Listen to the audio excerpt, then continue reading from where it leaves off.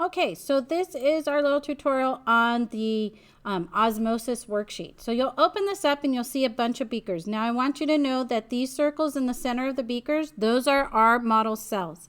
And so what you're going to do for each one is remember osmosis is the movement of water and diffusion is the movement of everything else, okay?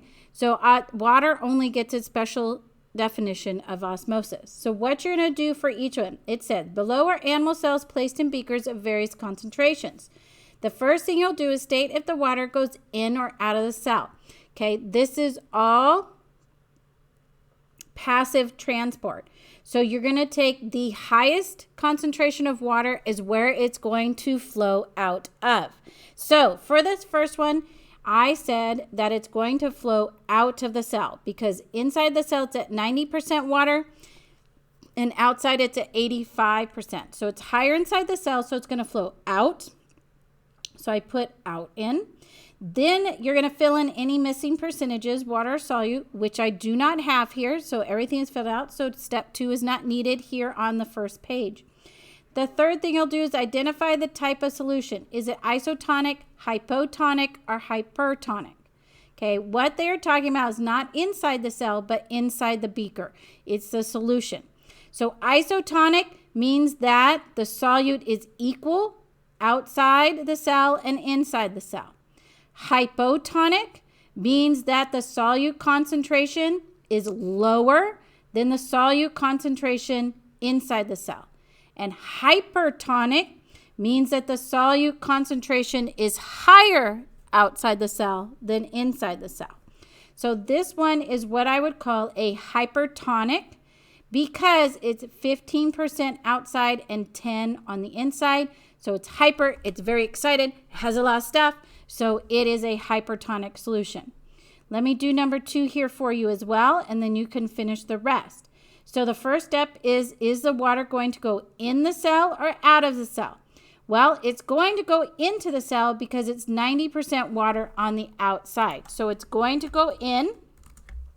Okay, we don't have any percentages missing, so then we'll look at number 3, identify the type of solution. Well, the solute outside is 10% and the solute inside is 60. So this solution is lower than inside the cell, so it is a hypotonic solution. So that is how you will complete the first page. As for the second page, we do have some missing percentages. So remember, you can't have more than 100%. So the first thing you're going to do is you're going to tell me what the percentages are. So on the outside, it doesn't matter if you do the inside first or the outside. I don't care. But you need to tell me which one it is.